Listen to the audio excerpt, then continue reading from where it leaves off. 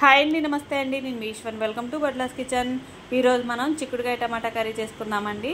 దానికి కావాల్సినవి ముందుగా ఒక అర కేజీ చిక్కుడుకాయలు తీసుకొని ఉప్పు నీళ్ళల్లో కడిగి పీసులన్నీ తీసుకొని ఇలా ఒలిచి పెట్టుకున్నాను. ఒక హాఫ్ కేజీ టమాటా కట్ చేసి పెట్టుకున్నాను. ఒక ఉల్లిపాయ, 2 పచ్చిమిర్చి, కొంచెం కొత్తిమీర ఇవన్నీ కట్ చేసి పెట్టుకున్నాక స్టవ్ ఆన్ చేసుకొని ఒక గిన్నె పెట్టుకొని ఒక గరిటెడు నూనె వేసుకొని పోపు గింజలు వేసి అవి వేగిన తర్వాత పచ్చిమిర్చి, ఉల్లిపాయలు వేసి అవి కొంచెం మగ్గిన తర్వాత చిక్కుడుకాయలు వేసానండి. చిక్కుడుకాయ ముక్కలు వేసి కొంచెం వాటర్ అయితే వేసానండి. ఒక 3 స్పూన్లు వాటర్ వేసుకొని కొంచెం మగ్గనిచ్చాను. అవి మగ్గిన తర్వాత టమాటాలు కూడా వేసుకున్నాను.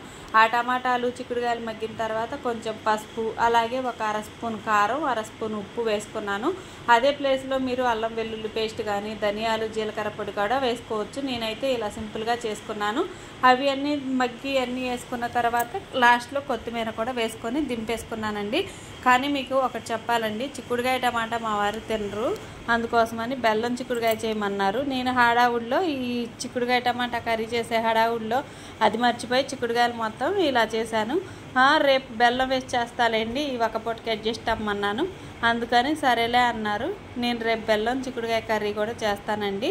చాలా టేస్టీగా ఉంటుంది. అది కూడా పిల్లలకి, నాకు ఈ టమాటా చిక్కుడుకాయ అయితే ఇష్టం అండి. మా వారు అయితే ఎక్కువ తినరు టమాటా వేస్తే.